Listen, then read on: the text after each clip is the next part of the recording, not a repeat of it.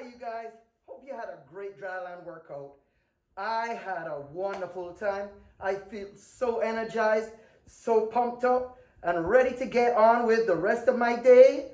And looking forward to next episode where we're going to have Coach Beth talk to us about why swim team, what's exciting about swim team and why we should do that. And Coach Mark is going to be talking also about swimming in college. That's extremely important for a lot of you older guys, but it's never too early to start to think about where your journey in swimming is going to go.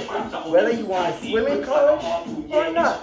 What's that like? Tune in next episode and hear Coach Mark. Remember, my good friend Coach Kathy taught you something when we learned to speak Jamaican in the last episode about Han Ayayad, reminding you guys again. Han Ayayad, that means stay home, stay safe. Ready? Go, go. Let's stick together. We can solve it.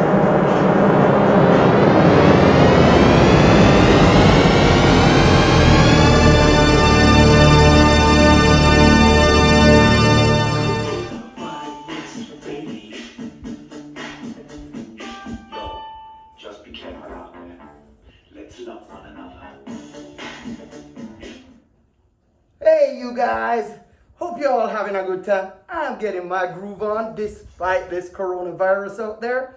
Hope you all are having a good time. Hope you had a great experience with the dry land at the last episode and all the great stuff you learned from Coach Lauren about distance swimming.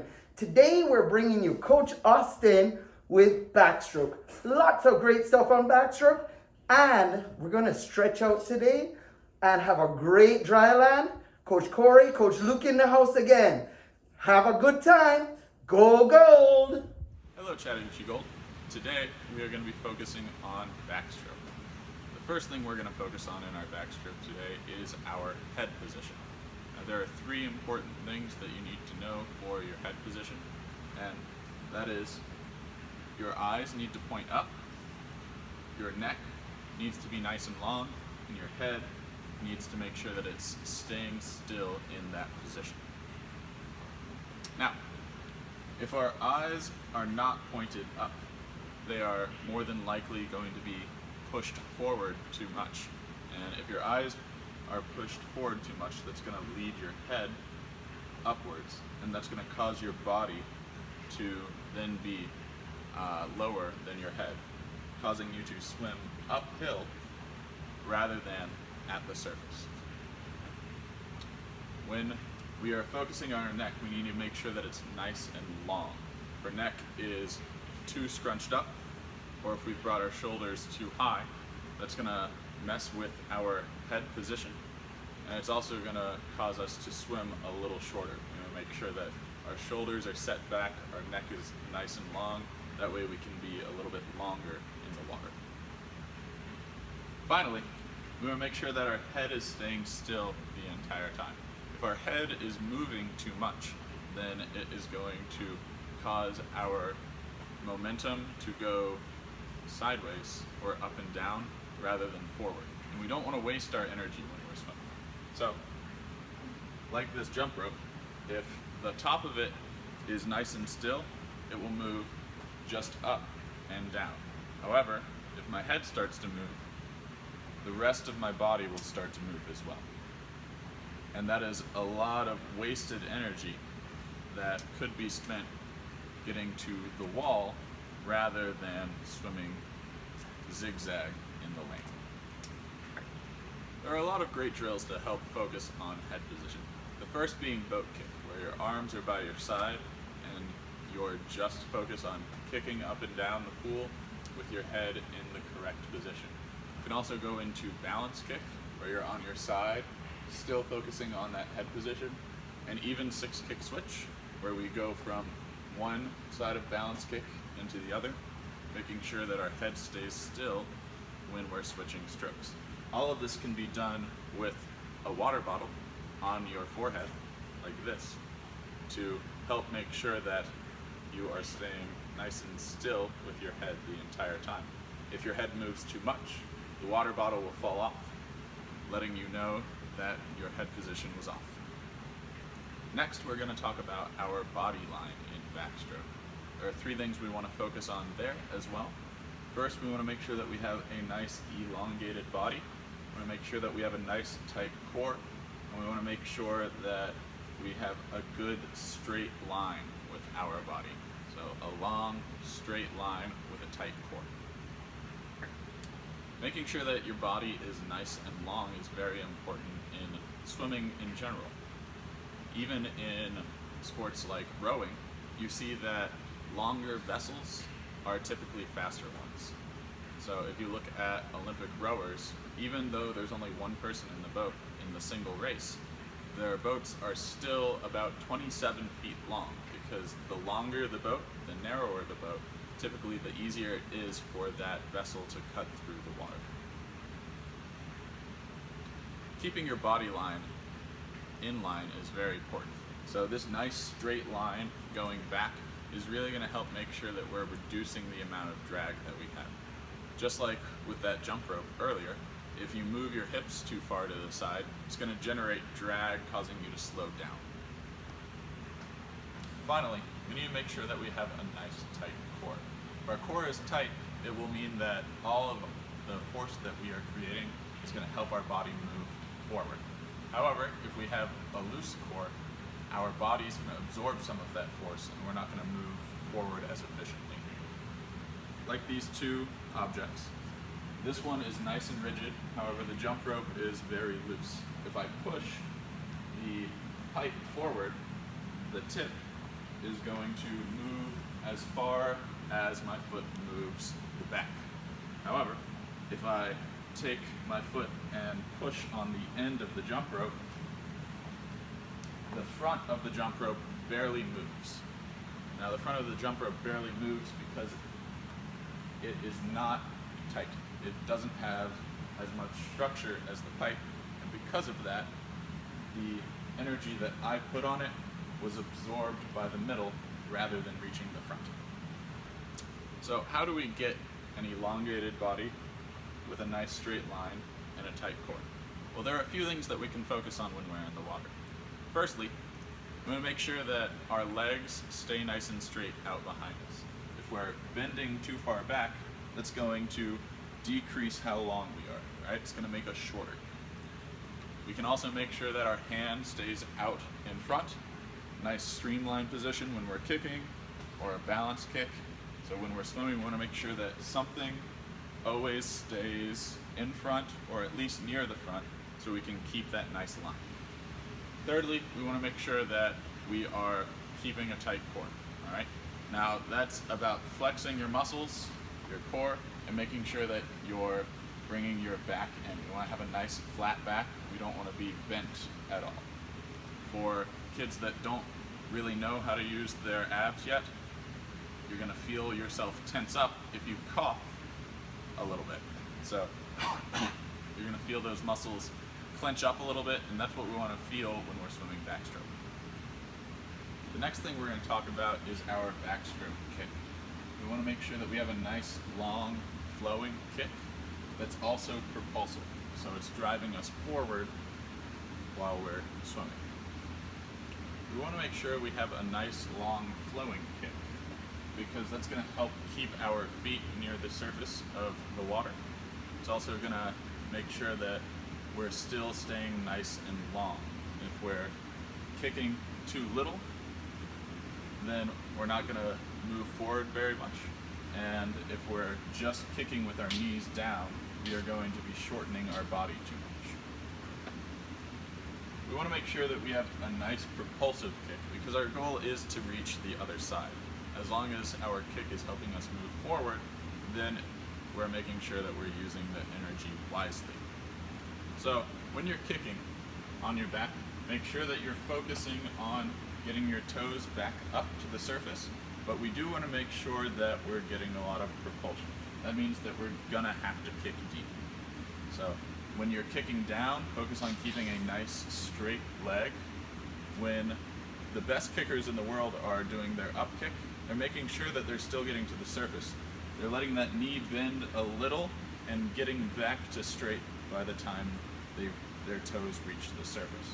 So it's important to make sure that that leg gets nice to straight, but it's still at the surface at some point. Then you bring it back down, still nice and straight, and then kick up with a slightly bent knee. Super tip! The best kickers in the world all have a very similar kick. When they're doing their back kick, they make sure that their leg stays nice and straight the entire way. They let their knee bend a little bit when they're kicking forward, as long as they still reach a straight leg by the time they've finished their kick.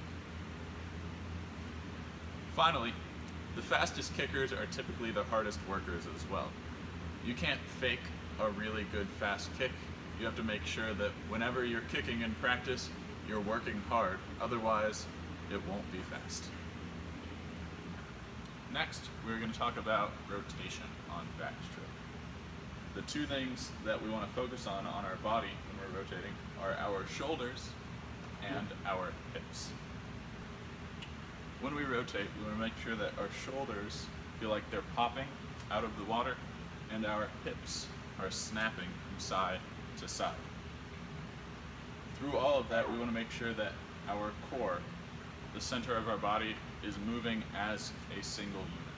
So while those shoulders are popping up, while those hips are snapping from side to side, our core is staying nice and tight and moving together. Rotating your entire body at the same time ensures that you're going to stay in a nice tight line. If your shoulders move first and then your hips, you're going to throw your body out of line. If your hips move first and then your shoulders, you're going to throw your body out of line. Getting our side helps us be narrow in the water. When we talked about our body position, we talked about how rowers and their boats, they wanted to be long and narrow. If we can get narrow, it's going to help us cut through the water a little bit better. It's also going to get us into a better position to pull. If we're not rotated at all and we're swimming backstroke, we're going to be pulling in a very precarious position that could lead to injuries. When you're rotating, you want to focus on rotating from the center of your body, from your spine and your head, moving around those positions. You don't want to feel like you're moving your body around itself, because then you're pushing your body outside of its line. We want to make sure that we've got a nice, tight, compact, kind of a concise rotation going from one side to the other, just around that spine and head. There's some great drills for this. First, you can start with no arm 6-kick switch. So that's like a boat kick, but every 6 kicks, you go from one side to the other.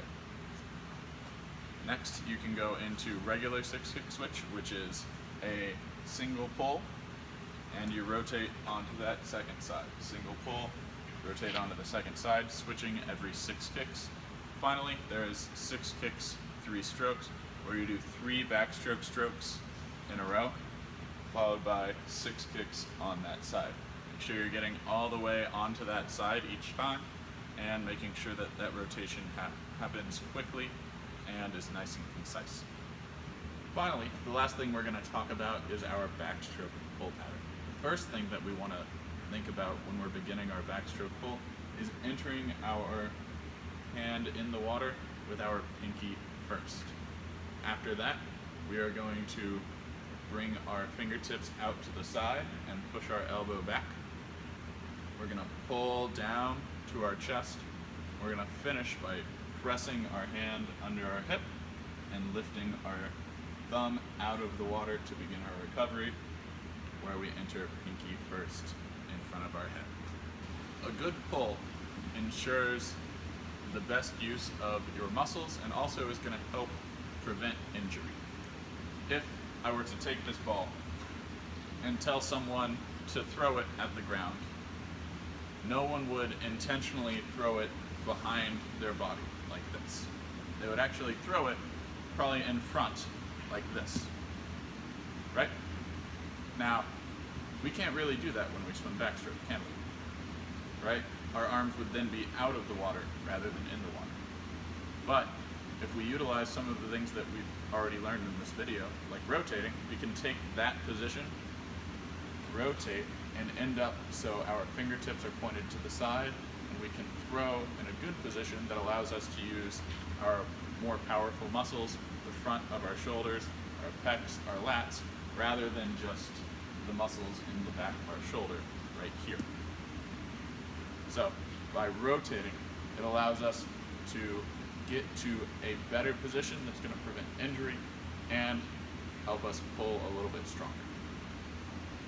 So how do we do this? Well, with many things in swimming, a lot of change in your stroke is going to come from thinking about it. If it doesn't feel like it's different, it probably isn't. So there are a few drills that we can do that are going to help you focus a little bit more on the pull. The first one is going to be double arm backstroke, where your hands are doing the same thing at the same time. So you're going to start by entering with those pinkies in the water. You're going to get those fingertips to the side, pull to your chest, and finish under those hips before you come back out with those thumbs. Another drill to do would be single arm backstroke. This is going to allow you to rotate more than the double arm backstroke, which limits your rotation.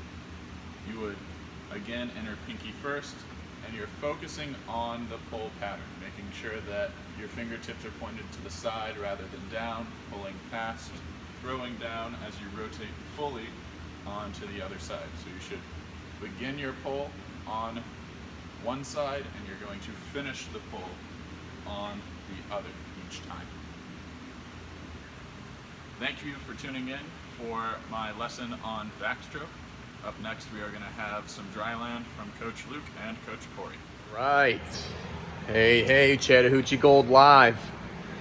Coming at you Tuesday. Not a bad day today. Going to do a little bit of a band workout coming up here.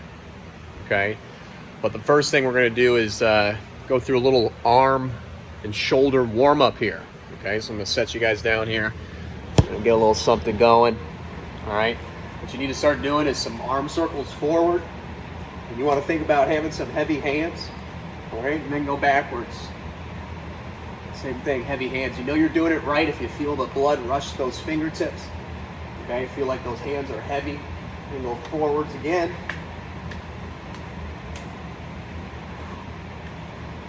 And backwards. Got to keep those shoulders loose in our sport. Right? Even though we got a little bit of time off. You want to make sure those arms and shoulders and lats stand nice and loose for when you do get back in that water. All right? Whew, shake it out there a little bit. One of my next favorite things to do is some Gilligans. Okay? Swinging the arms here. Yeah, look how loose the arms are. Right? Kind of moving my whole body with it a little bit.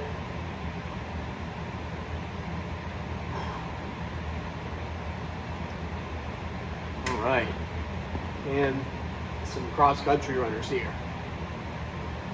Keep the arms nice and loose, shoulders loose.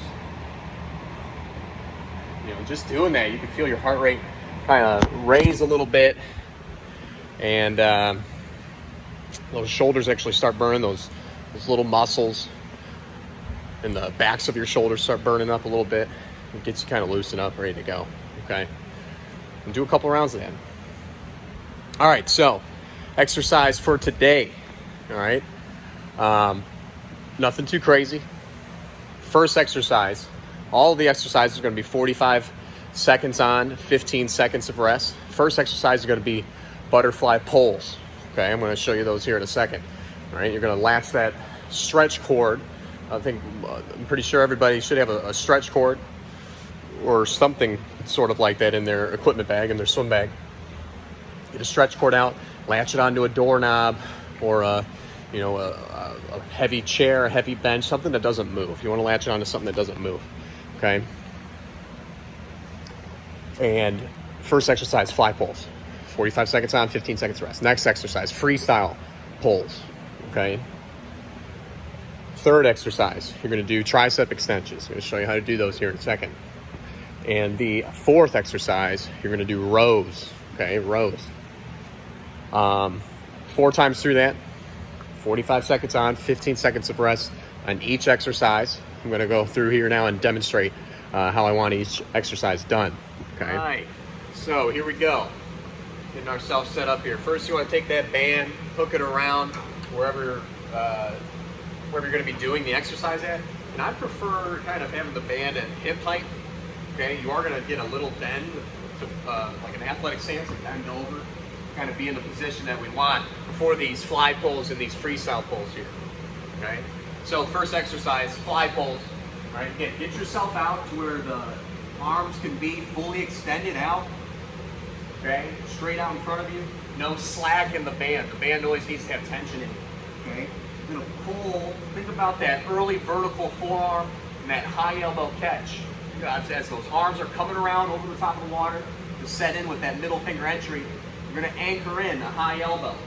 Okay, and press. Recover back under the body. Press. Press. Okay, you see I'm keeping this high elbow catch with both my arms. Okay, with both my arms and pressing all the way back till my thumbs graze my hips. Okay, so this is the butterfly pull. Here we go, one more time.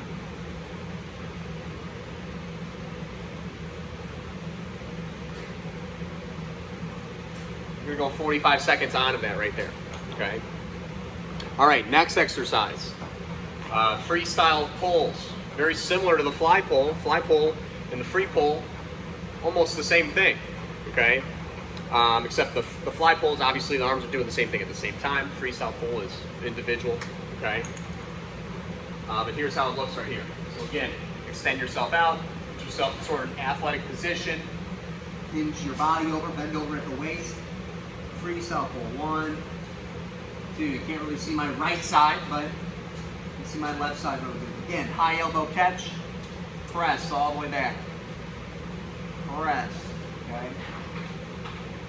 And again, 45 seconds on, 15 seconds rest on each exercise here. Okay. All right, the third exercise, tricep extensions. You're going to take the two ends of your band, get them kind of behind your body, behind your head here. All right. And now I like to think about how I'm actually pulling the water and how I'll press the water at the back end of my stroke. So I'll actually even put my hands through these grips here. Okay. Get it behind my head. The further you step out, the harder it's going to be. Press.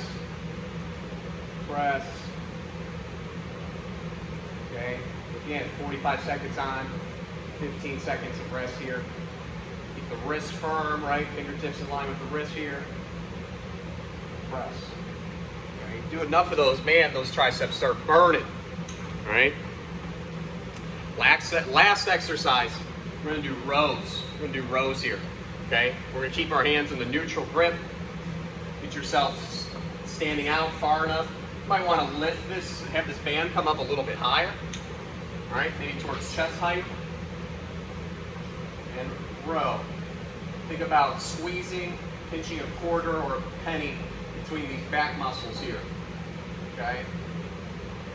Again, 45 seconds on, 15 seconds of rest. Okay. Go through all that. Fly pulls, freestyle pulls, the tricep extensions, and then finish it off with those neutral grip rows. All right, and that's a burner right there. That's a burner right there. Last little thing you can do, if you have it, right? Not everybody has one of these in their house, but if you've got it, go for it. Finish the set off after you're done with all 4 of those rounds there. Finish it off with 2 max sets of pull-ups, okay? You know, it's no secret that some of the fastest swimmers in the world can do the most pull-ups, right? I think Michael Phelps before 2008, he was crushing, you know, sets of 20, maybe even 25 pull-ups in one set, okay? Got to get that upper body strength up there. Think our sport is essentially pulling ourselves through the water, right? So get those pull-ups in, right? Let me know how this workout goes. All right. And to sort of cool those shoulders down a little bit after those exercises we just did in there with the fly pulls, the freestyle pulls, and the tricep extensions and the rows. Okay, those shoulders and lats are probably lit up, and they're probably feeling it right now. A great thing to get a habit of getting into is start adding some like rehab, sort of prehab exercises to your dry land routine. Okay, so I'm going to take you through 3 more exercises right here that you can do on your own. You can start doing these almost right away. Start doing them twice a week. get comfortable with that. Start doing them 3 times a week, like Monday, Wednesday, Friday. What these are going to do, these are going to strengthen the backs of your shoulders up here, those rear delts, okay, and get everything pulled back. Swimmers are always so pulled forward just because of the way we always pull water, okay, and we get super developed up in the chest here, our chest muscles from always pulling.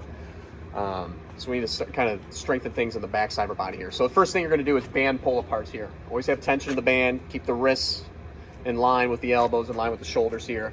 And you're going to think about squeezing and pinching that quarter or penny in between those back muscles, in between those scaps, every time here. Hold it for about a 2 count, okay?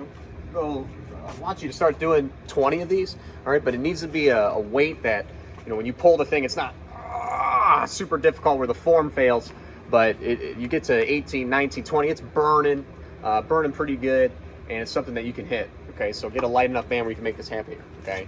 So they look like this here. 1, 2. 1, 2. 1, 2.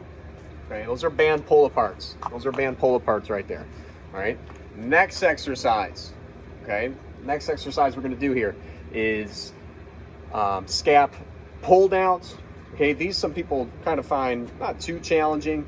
But these are great to kind of do before you get in the water, kind of warm up the back of your body, the backs of those shoulders and those scaps before you get in the water, all right? How many of us have gotten in the water to swim and, man, our shoulders it seems like it takes almost half the practice to get our shoulders warmed up and ready to swim fast. This will help, okay? Here, you're gonna bring the band to the back of your head or even the back of your neck here and back up. 3, 4. Okay, and I'm using, if I turn around here, maybe you can see it, I'm not sure. Using these lats, pull everything down, back up, and I'm controlling the band up and down. There's no slack in the band. There's no slack in the band, okay? And the last exercise, you're gonna need to come inside here and hook our band back up to that doorknob, okay? And these are going to be called external rotation. Let me see if I can get everything back over here. Right. And the last exercise of the 3, external rotation. Okay. Again, get enough stand far enough away from the band where there's some tension in the band, where it's not relaxed like this, but there's actually some good tension in it. You want to keep your arm at a 90-degree angle. Okay, that right angle. External rotation. You guessed it. The band, or my hand, is going to be moving away from my body. Externally is away from your body, okay? And I'm going to go 20 of these, each arm. 1, 2, relax. 1, 2, relax. Let's see if I can angle it this way where you can see. 1, 2, relax. 1, 2, relax. And again, keeping that elbow glued to the side of my rib cage, side of my body right there. Okay, pulling it out, holding it for about a 2 count and back in. It should be a light enough weight where you can get 20 of those things and get to the end of it. And man, it's burning, okay? Let's say you get to like 6 and 7 and you're doing it and the form's falling apart, meaning that elbow's coming away from the body, or you're starting to have to use your whole body to jerk the thing away, to get it away. That's not what we want. We want to use the backside of this shoulder here. Keep everything rigid, in line, and pull that wrist away from the body there, okay? With that external rotation, okay? Strengthening everything up on the backside of our body. All right, that's your Dryland series today with a little bit of a bonus, shoulder routine, warm down, or rehab exercise, whatever you want to call it. It's something you can do great, 2, 3 times a week. There you go. Dryland series complete. Hi, you guys. Hope you had a great Dryland workout. I had a wonderful time. I feel so energized, so pumped up, and ready to get on with the rest of my day, and looking forward to the next episode, where we're going to have Coach Beth talk to us about why swim team, what's exciting about swim team and why we should do that. And Coach Mark is going to be talking also about swimming in college. That's extremely important for a lot of you older guys, but it's never too early to start to think about where your journey in swimming is going to go. Whether you want to swim in college or not. What's that like? Tune in next episode and hear Coach Mark. Remember, my good friend Coach Kathy taught you something when we learned to speak Jamaican in the last episode about Tan Ayayad. Reminding you guys again, Tan Ayayad. That means stay home, stay safe. Ready? Go gold!